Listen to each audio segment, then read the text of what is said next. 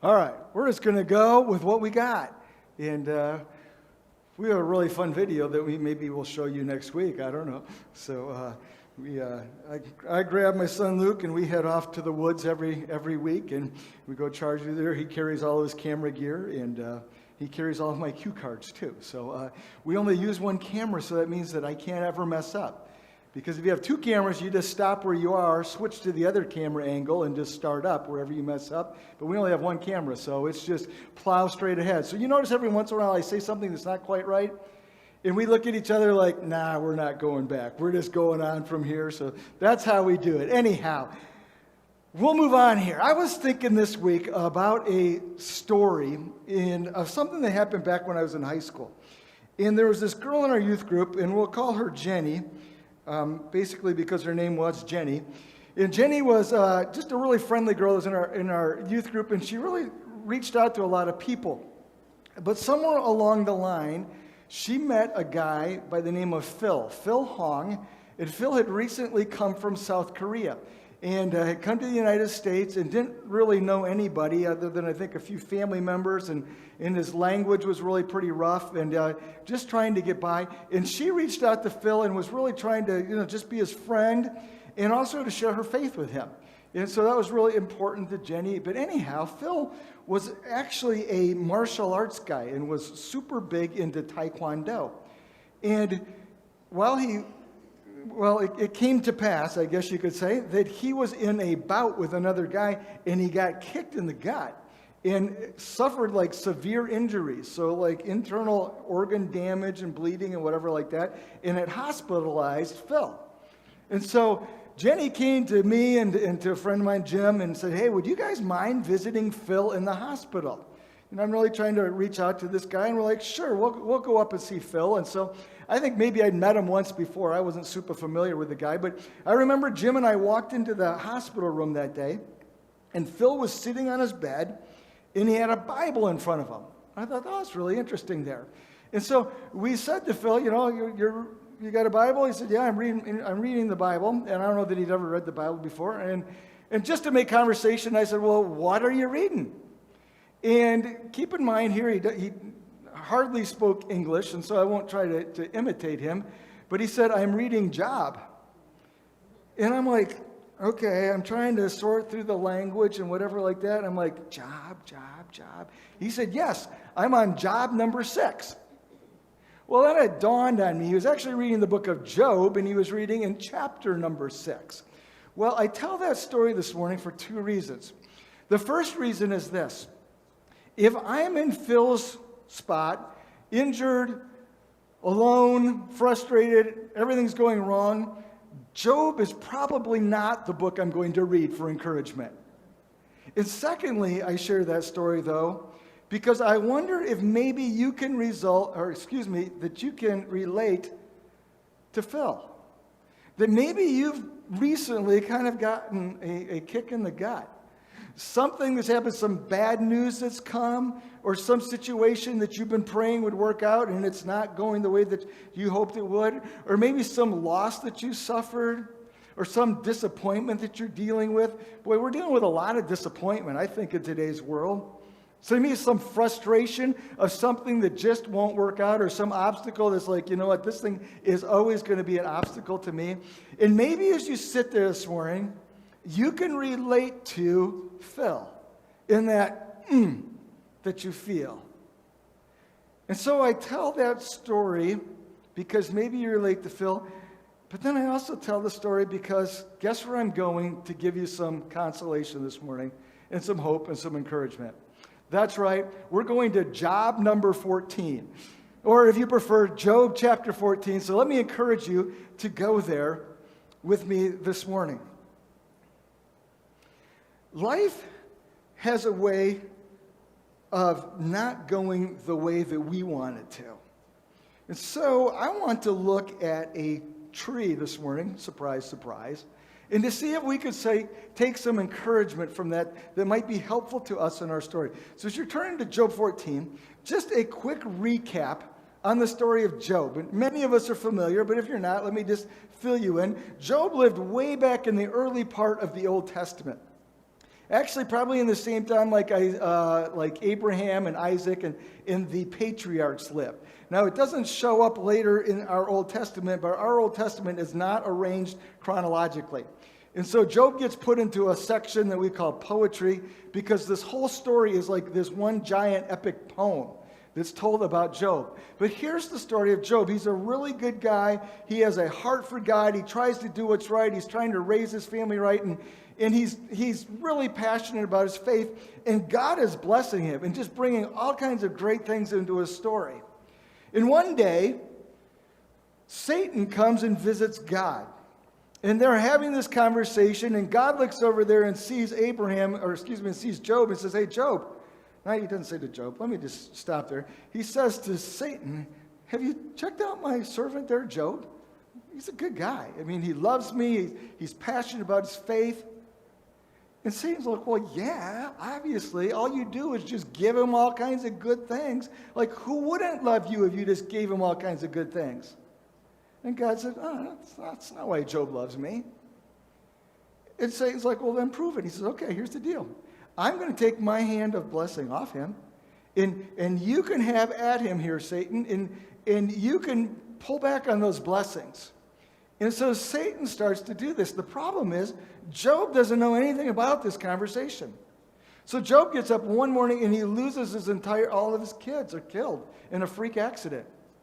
And so he loses his family, and then he loses all of his wealth, and then he loses his health. And this is all going on, and it's just like one kick to the gut after the next. And Job has no clue the story of what's going on. Well, Job eventually has some friends who rise up, and they're going to come to the rescue. And so they sit with Job, and they're going to sort out Job's problems here. And here's what they come up with. "Well, Job, if everything's going bad, that probably means that you've ticked off God somehow. You just need to get it squared up with God so you can get back on the blessing side of life." And Job's like, "No, I don't think so. I can't think of anything that I've really done. I've tried to please God. I've tried to follow God. I've tried to do the right thing." And so he's pushing back against his friends here. When we read in Job chapter 14, he's like, no. And he's also pushing back a little bit against God. Because it's like, wait a minute, God, I'm trying to do the right thing. What's going on in my story? And by the time we get to this chapter, Job is singing the blues. And who wouldn't be? I mean, he's depressed, he's down, and he's super discouraged. And this is what he says, Job 14:7. "At least there's hope for a tree. If it's cut down, it will sprout again, and its new shoots will not fail." So he's saying this. I'm looking at this stump here, and this stump in the ground's got more hope than what I've got now. And he goes on. "Its roots may grow old in the ground, and its stump may die in the soil. Yet at the scent of water, it will bud and will put forth shoots like a plant." And Job is comparing his life to this stump in the ground. And he's lamenting his situation without realizing that he's looking at a solution. And in that stump, there's hope for Job that he doesn't even realize. But he keeps talking, and he goes on and he says this, "If a man dies and is laid low, he breathes his last and is no more." Now, you could chop down a tree and it has the potential of springing up again. But a man, when he's dead, he's dead. And that's what Job's saying there. As the water of a lake dries up, or a riverbed becomes parched and dry, so man lies down and does not rise. Till the heavens are no more, people will not awake or be roused from their sleep. Death is final, and Job is basically saying, by all intents and purposes here, I'm just a walking dead man. Everything I cared about has been taken from me. I've got nothing left here. In essence, it would be better off if I just went ahead and died. But it might be better if I were a stump. But he keeps on going. And as he keeps on going, there's an idea that sparks in his mind here. So read with me, verse number 13. "If only you would hide me in the grave and conceal me till your anger has passed. If only you would set a time and then remember me. If someone dies, will they rise again?" And up to this point in the story, Job has no scriptures. He's living in the time of the Genesis people. And he's got this relationship with God, but it's all gone haywire. But there's no indication that Job ever knew about or heard about a resurrection. And yet, as he looks at this stump in the ground, it's as if he's saying, wait a minute. Is it possible that could be me? And he's speculating about this idea of the resurrection. And he goes on in the story, but I'm going to stop right there because at this point, he's given us two really important ideas of what we can do when we're dealing those situations that are those kicks in the gut. And so let's look at those two this morning and see how they actually relate to us. The first is this. When we're struggling with whatever that issue is or that situation, we can take encouragement from this, that we have the promise of the resurrection. Now, Job was speculating, and he's looking at this stump, and he's getting this idea from it. We don't speculate. We look back on something that actually happened. We look back on the Easter story. We look back on the story of how Christ died on the cross for our sins. He was buried, and then he did what? He rose again as representative of mankind, as the promise that the resurrection is going to come. And not only did Jesus rise from the dead, he rose from the dead in bodily form with a reminder, or maybe not a reminder, with a thought behind that we will rise from the dead even bodily too. We die, our soul goes to heaven, but eventually Jesus will come back and our bodies and our souls are reunited. And there is someday when everything is going to get put back together and be right again. And just as Job would look at this and say, maybe someday in the future it's going to be okay, and wonder, we can look at the resurrection and say, someday in the future, this is all going to be okay. And if it never gets any better in this life, I still have the next life to look forward to, because there is a resurrection. The problem with that piece of encouragement is it's way off in the future. And I'm living in today. And so I'm looking for something that's maybe a little bit more current and a little bit more where I live right here, right now. And that brings us to the second encouragement from this story. And I'm calling it the power of resiliency. The power of resiliency. This word doesn't show up in this story. In fact, usually when we talk about Job, we talk about the patience of Job. But I think really the resiliency of Job may be what we need to talk about. Because through this whole story, everything's gone wrong for Job. But if we look to the end of his story, it all turns out okay. And somehow Job hangs in there. And somehow he holds on to his faith. And he doesn't do it perfectly. And he makes some mistakes along the way. But at the end of the story, Job makes it through. Because Job had a level of resiliency. Now, sometimes people ask this question, why do bad things happen to good people? I think really that's not a very accurate question, because it might be better stated this way. Why do bad things happen to all people? Because if we're honest, each one of us sitting in the room here has probably had something bad come into your life. And of course, you are all good people, so we're all dealing with that same issue. But why do these bad things? But I'm not even that concerned about it, because it just does. It's part of living in a world that's been cursed by sin. Here's the question that I want us to wrestle with a little bit this morning. When these bad things happen to either good or bad people, some people seem to do better with it than others. And some people seem to recover quicker than others. And some people seem to emerge stronger than others. What is their secret? Well, I think it comes back to this word resiliency. And we can look at this story where Job actually becomes the illustration of his illustration.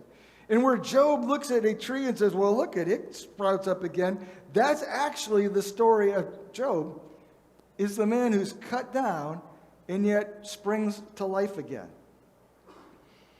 Well, this idea of resiliency is something that even the mental health people look at and study, because they're asking that same question. Why do some people seem to do better than others?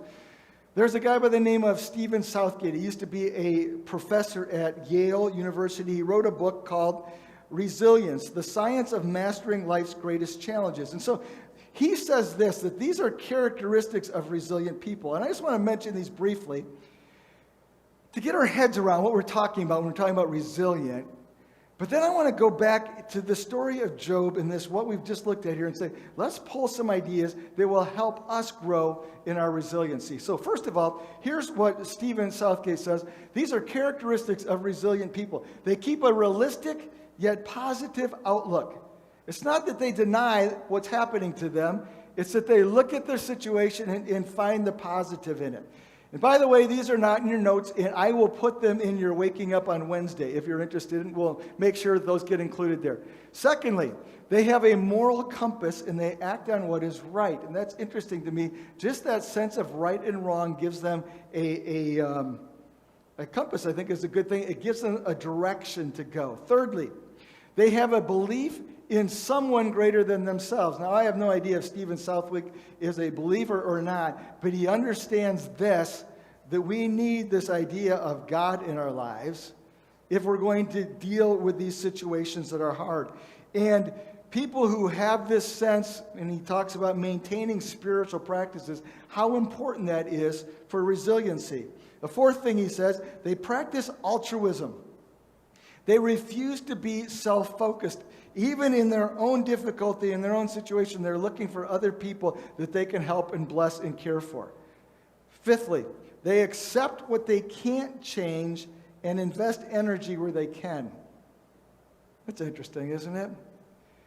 So many times we get so fixated and focused on the thing that's going on that we really have no control over, that we lose track of the fact there are things that we do have control over, and we don't go there. Resilient people go there. Number 6, they leverage meaningful relationships, and they have a social support system that they lean into. And number 7, they are mission focused. And rather than being focused on what they are living in, they're focused on what they're trying to live out. So those are just some things that we see, even this, observations that give us a little idea of what resiliency looks like. But what does this story teach us about becoming more resilient? 6 things here this morning. First of all is this. We need to accept our situations as existing in the realm of God's sovereignty. And that's probably not the clearest sentence that I've ever written in my life. But I want to give you this picture of how it works. Here's me and here's my situation. And to me, it's huge and it's all-encompassing. And it's intimidating and overwhelming me, but it sits within this realm of God's sovereignty. And really, if we want to draw a picture of the realm of God's sovereignty, it goes in every direction, infinitely. But it's a reminder to me that what's going on in my story is going on within God's sovereignty. So he may not have brought it here. It certainly wasn't what God was doing to Job. It was what Satan was doing. But it's something that God is allowing. And I need to be reminded of that then, that God's aware, he knows what's going on, and whatever it is he's allowed, and I don't know why, sometimes it's the consequence of sin, he's allowing it, but he's still in charge, and he's still in control, and he's still got my situation. He sees it, he knows about it, he's able to act in whatever way he sees to act in accord with his wisdom. Now, sometimes God's objectives are not the same as my objectives, unfortunately, because my objective is just relief. But God's sometimes up to a greater purpose. But whatever it is that's going on in your story, it's only a part of God's bigger story. And that's not to make it feel impersonal. That's to say that we have a God who is plugged in and knows what's going on here. And so we can accept our situation, realizing that life is not out of control. Secondly, we need to recognize the difference between an injury and a fatality. Injuries can be really, really severe, but they leave us alive. Fatalities, you're dead and gone. And if you're sitting here this morning, I'm pretty sure it's just been an injury. And sometimes we need to remind ourselves of that. Now, that doesn't mean that the injury can't be severe. and it can't be life-altering, and it can't be traumatic. That's not my point. But my point is this: as long as you're alive, there's still hope for your story.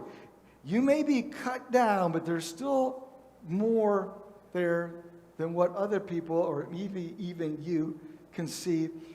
And with any injury, there is the possibility of recovery. Sometimes we need to remind ourselves of that. The third thing here, focus on your roots. Now, in this story, the roots are an analogy of what? Well, nothing. There's roots. It's just a story Joe's making an observation. And sometimes we try to read too many things in. But roots are in our lives, if we want to go ahead and make an analogy here, roots are the part of us that nobody sees. And really, resiliency is about this part of us that nobody sees. It's what's going on in the inside. So it's the spiritual. What's going on with you spiritually? What's going on with your relationship with God? We need to focus on that part of it. It's also our thought life. And I think a lot of times when you talk about resiliency, our thought life is so important because we need to be telling ourselves the truth. And oftentimes when we're struggling with a hard situation, we start telling ourselves all kinds of lies. This will never change, or this happened to me because I am such a whatever, and we go through all these things, but we need to go back and focus on what's going on in our thought life. We need to be focused on our emotions. We need to be focused on even our will. Who are you is most important. Most of us, when we deal with these kicks in the gut, our first thought is, well, how do I fix this situation? I think resilient people realize that they can't necessarily fix the situation. So the question becomes, how do I fix me? Or how do I go to work on me? Or how do I become who I need to become through this situation? So we need to pay attention to our inner world. We need to pay attention to our hearts. And to see this actually as opportunity. And then we need to do this. We need to leverage outside sources or resources. As long as there were roots in the ground, there was the potential for hope. But there was a piece that was missing. And the piece that's missing is the water. And it says at the scent of water, that's when the tree springs back to life. But that water is something outside of the tree. And I think when we're dealing with these injuries and with these kicks in the gut that we're talking about, so many times we're just like, I'm going to bear down and I'm just going to have to tough this one out and I'm just going to have to be strong and I can get through this. And we ignore the fact that we need water. And we need outside sources to come into our story. Now, the obvious one is we need God in our stories. We need the Spirit of God to work in us. The Spirit of God who is the encourager, and sometimes we need encouragement. And the Spirit of God who is our guide, and sometimes we need guidance. And the Spirit of God who is our helper, and we need help. And so we need to be looking to God and say, okay, God, I'm in this situation. I'm looking to you because I can't fix this on my own. But then we also can be looking to outside sources. I'm not sure that Job had the wrong idea in sitting down with his friends. It's just that his friends were really bad at what they were trying to do. And instead of just offering a little bit of encouragement, they offered, condemnation. But we need other people in our stories. And if you've gone through trauma or you've gone through injury and you're just trying to tough it out, can I remind you of Jesus on the night before the crucifixion? He went to a garden, but what did he do? He grabbed his friends and said, I need you to pray with me. Now, they failed. But it's interesting that the Son of God says, I can't handle this on my own, so to speak. I need you in my story. And maybe it's just that simple, finding people who will pray with you, but leverage outside resources. And then this, give it some time. The tree regrows, but it takes a while. You don't walk out the next morning and go, wow. And when we're dealing with injury, we need to be realistic about it, and realize that it may be a while before we're okay. We have a phrase, time heals all wounds. I don't think that's necessarily true, but I think you can take this from that phrase, that it takes time for wounds to heal. And if you've been injured, it may not be fixable in the next 24 hours or the next 24 days. It may be 24 months. But we can still take encouragement in that over time, as a tree regrows, over time we can experience healing too. Now we can flip that around and say it this way, or stay in the moment. And just focus on what you're dealing with right now and don't go anywhere else. Stay right there. Because our problem is, when we look to the future, we seldom forecast healing. We usually forecast more pain. Because I'm just like, I'm in it right now and it's just going to be this way forever. And rather than go there and forecast pain, I think the encouragement is to say, you know what? Where I am right now, can I be okay for the next 24 hours? And can I go from there? And so I would just say, as you deal with your situation, get a proper perspective of how time works. And then lastly this, remember, it doesn't have to be the same to be okay. It doesn't have to be the same to be okay. That tree that's cut down and is coming back, it's not going to be the same tree. It's going to be a different tree, but it's still going to be alive. One of the trees, interestingly enough to me, that is most likely to grow back if you cut it down is an apple tree.